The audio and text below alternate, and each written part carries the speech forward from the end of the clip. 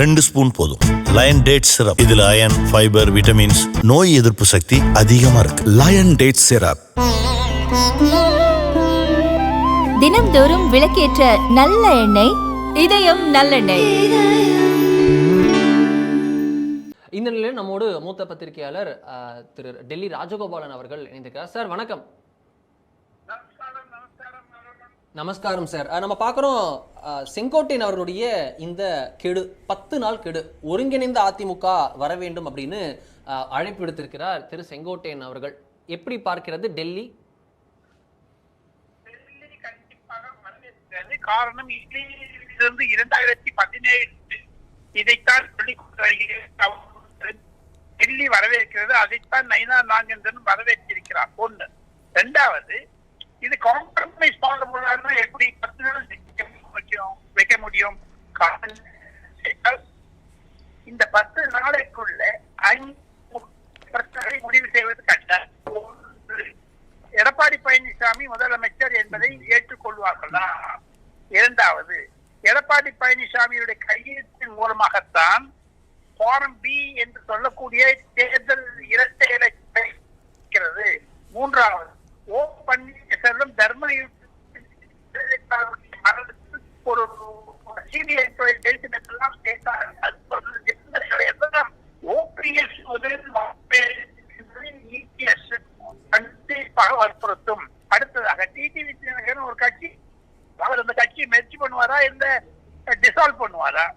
இதெல்லாம் 10 நாள்ல முடியாது. என்னை பொறுத்த மட்டில் எடப்பாடி பழனிசாமியுடைய பதிலுக்காக காத்துக் கொண்டிருக்கக்கூடிய தமிழ்நாடு கண்டிப்பாக மத்திய பாஜகவுடைய கேட்க எடப்பாடி பழனிசாமி நல்ல முடிவு எடுப்பார் என்று தான் தெரிகிறது டெல்லியில்.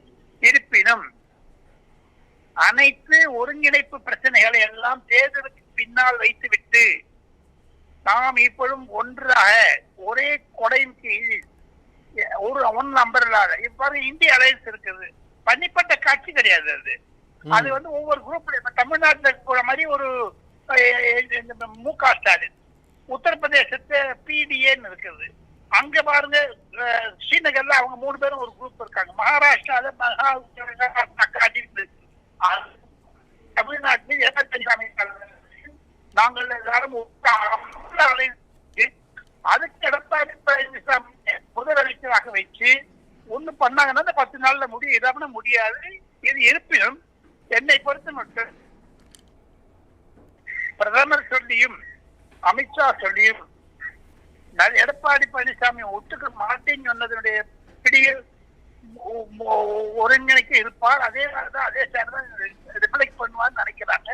இருப்பினும் இது ஒரு வரவேற்கத்தக்க முயற்சியாக இருந்தாலும் திராவிட முன்னேற்ற கழகம் இதில் பயந்து கொண்டிருக்கிறதே தெரிகிறது. காரணம், திமுக தரப்பிலிருந்து இன்று ஈவி ராமசாமி நாயகருடைய ஒரு படத்தை ஆக்ஸ்போர்ட் யூனிவர்சிட்டியில போய் அது அடைக்கி வச்சு. ஒன்று. இரண்டாவது, திமுக ஆதரவாக இருக்கக்கூடிய பேசக்கூடிய சில பத்திரிகையாளர்களும் ஆதரவாளர்களும் ஒரு விஷயத்தை சொல்லுகிறார்கள், இது பாஜக பின்னணியில் இருக்கிறது என்று. ஆனால் உண்மையை சொல்ல போனால் ஏன் ஓ பன்னீர்செல்வம் 3 முறை முதலமைச்சரை பார்த்தார்?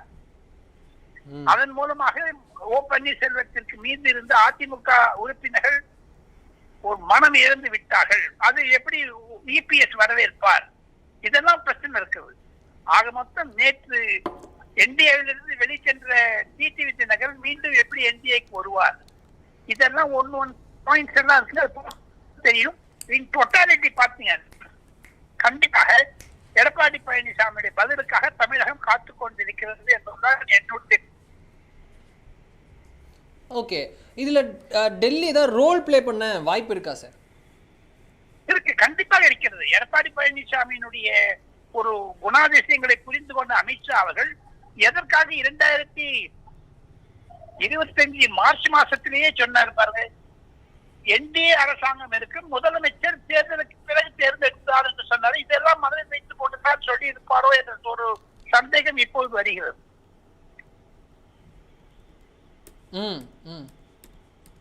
இதுல வேற எந்த ரோல் பிளே பண்றதுக்கு வாய்ப்பு இல்ல, கேட்டாதான் பண்ணுவாங்களா?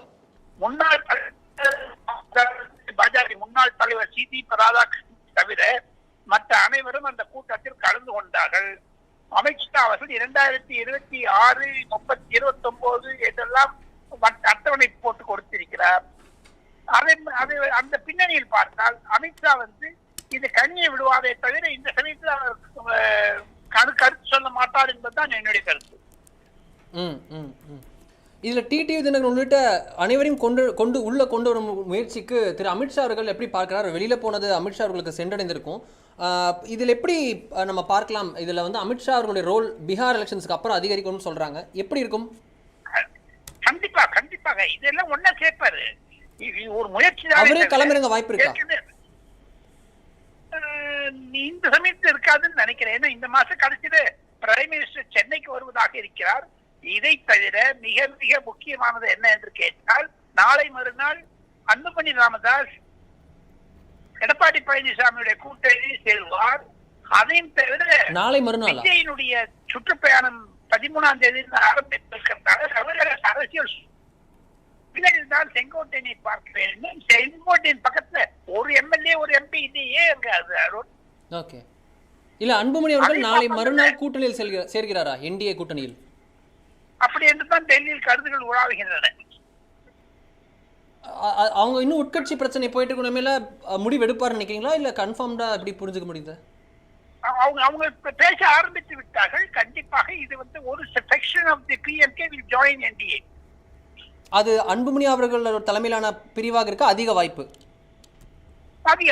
அன்புமணி பிரிவுக்கு தான் அதிக வாய்ப்பு இருக்கு. காரணம், அவர் திமுகவை எதிர்கொண்டு வருகிறார். எது இருந்தாலும் அருண் ஒன்னே சொல்றேன், பொதுமக்களுடைய எழுச்சி, பொதுமக்களிடையே இருக்கக்கூடிய ஒரு எதிர்ப்பு, திராவிட முன்னேற்ற கழக ஆட்சியை வேரோடு புடுங்கிடுவேன் என்று சொன்னாரே அமித்ஷா அவர்கள், அதை பொதுஜன எடப்பாடி பழனிசாமி விஜய் இதை புரிந்து கொண்டது மிகவும் இன்னல்களுக்கிடையே இருக்கிறது. திமுகவுடைய பிரச்சனை பார்த்தால் அதிகமாக இருக்கிறது. அதன் மூலமாக திமுக வெளியே வந்துவிட்டு